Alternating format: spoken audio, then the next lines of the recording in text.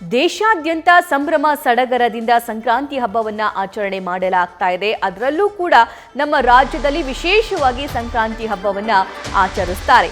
ಬೆಂಗಳೂರಿನ ಗುಹಾಂತರ ದೇಗುಲ ಅಲ್ಲಿ ಚಮತ್ಕಾರ ನಡೆಯುತ್ತೆ ಪ್ರತಿ ವರ್ಷ ಸಂಕ್ರಾಂತಿಯ ದಿನ.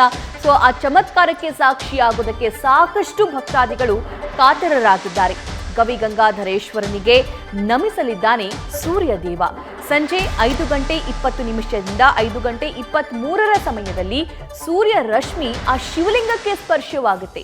ಗವಿಗಂಗಾಧರೇಶ್ವರನಿಗೆ ವಿಶೇಷ ಪೂಜೆ ಸಕಲ ಸಿದ್ಧತೆಗಳು ಈಗಾಗಲೇ ನಡೀತಾ ಇವೆ. ಈ ಒಂದು ಚಮತ್ಕಾರವನ್ನ ಕಣ್ತುಂಬಿಕೊಳ್ಳೋದಕ್ಕೆ ಸಾಕಷ್ಟು ಭಕ್ತರು ರಾಜ್ಯದ ಬೇರೆ ಬೇರೆ ಭಾಗದಿಂದ ಇಲ್ಲಿಗೆ ಆಗಮಿಸ್ತಾರೆ. ಗವಿಗಂಗಾಧರೇಶ್ವರ ದೇವಸ್ಥಾನ ಬೆಂಗಳೂರಿನ ಗವಿಪುರಂನಲ್ಲಿದೆ. ಸೊ ಇದು ತುಂಬಾನೇ ವಿಶೇಷವಾಗಿರುವಂತಹ ದೇವಸ್ಥಾನ. ಈ ದೇವಸ್ಥಾನದ ಬಗ್ಗೆ ನಮ್ಮ ಸಹೋದ್ಯೋಗಿ ಗವಿಗಂಗಾಧರೇಶ್ವರ ದೇಗುಲದಲ್ಲಿ ಇವತ್ತು ವಿಸ್ಮಯನೇ ಆಗುತ್ತೆ ಅಂತಾನೆ ಹೇಳ್ಬೋದು. ಯಾಕಂದ್ರೆ ನಂದಿಯ ಕಿವಿಯಿಂದ ಅಂದ್ರೆ ನಂದಿಯ ಕೊಂಬಿನಿಂದ ಹಾದು ಹೋಗಿ ಸೂರ್ಯ ಕಿರಣ ಶಿವಲಿಂಗವನ್ನ ಸ್ಪರ್ಶ ಮಾಡುತ್ತೆ. ಇದಕ್ಕೆ ಸಾವಿರಾರು ವರ್ಷಗಳ ಇತಿಹಾಸ ಸಹ ಇದೆ. ಇನ್ನ ಇಲ್ಲಿ ಈ ದೇಗುಲದ ಪ್ರಧಾನ ಅರ್ಚಕರಾದಂತಹ ಸೋಮಶೇಖರ್ ದೀಕ್ಷಿತ್ ಅವರು ನಮ್ಮ ಜೊತೆ ಇದ್ದಾರೆ. ಅವ್ರನ್ನೇ ನಾವು ಕೇಳ್ತಾ ಹೋಗೋಣ ಇಲ್ಲಿ ಯಾವ ರೀತಿ ಪೂಜೆ ಸಿದ್ಧತೆ ಎಲ್ಲ ನಡೀತಾ ಇದೆ ಅಂತ. ನಮಸ್ಕಾರ ಗುರೂಜಿ. ಬನ್ನಿ. ಇವತ್ತು ಧನುರ್ಮಾಸದ ಕಡೆಯ ದಿನದ ವಿಶೇಷವಾದ ಪೂಜೆ.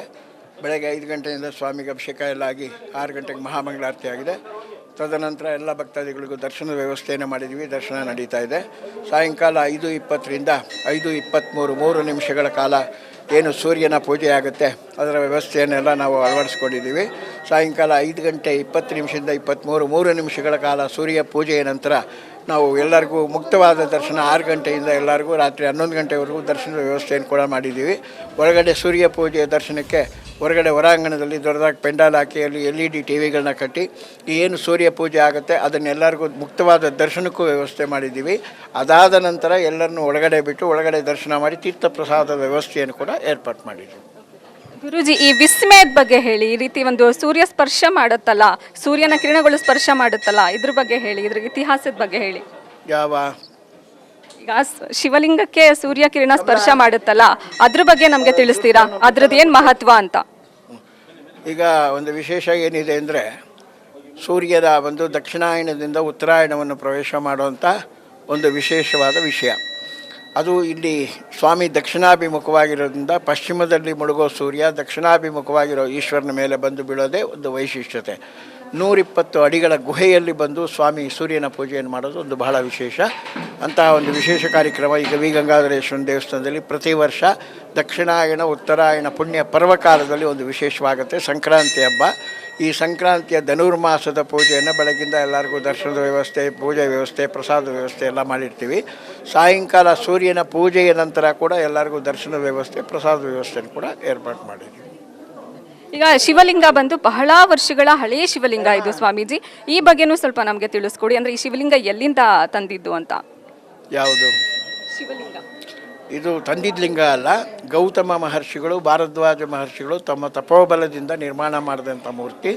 ಸ್ವಾಮಿ ನಂದಿ 2 ಸ್ವಯಂಭೂ ಮೂರ್ತಿ, ತಾನಾಗಿ ಉದ್ಭವ ಆದಂಥ ಮೂರ್ತಿ. ಎಲ್ಲ ಶಿವಾಲಯಗಳು ಪೂರ್ವ ಪಶ್ಚಿಮ ಉತ್ತರಾಭಿಮುಖವಾಗಿದ್ದರೆ ಋಷಿ ಪೂಜಾ ವಿಧಿಯಿಂದ ಸ್ವಾಮಿ ದಕ್ಷಿಣಾಭಿಮುಖವಾಗಿದೆ. ಇಲ್ಲಿ ಅದೊಂದು ವೈಶಿಷ್ಟ್ಯತೆ.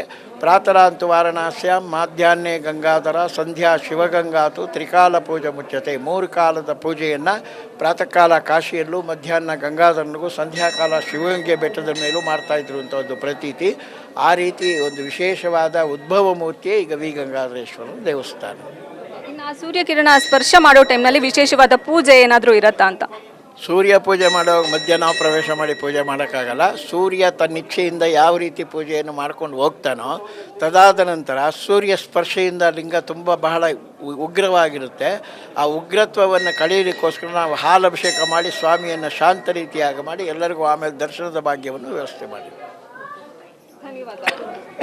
ಇದಾಗಿತ್ತು ಪ್ರಧಾನ ಅರ್ಚಕರ ಮಾತು. ಕ್ಯಾಮರಾ ಪರ್ಸನ್ ಮಂಜುನಾಥ್ ಹೊಸಕೋಟೆ ಜೊತೆ Arpita, news first Bengaluru. News first ನಿರ್ಭೀತಿಯಿಂದ ನಿಮ್ಮ ಪರವಾಗಿ.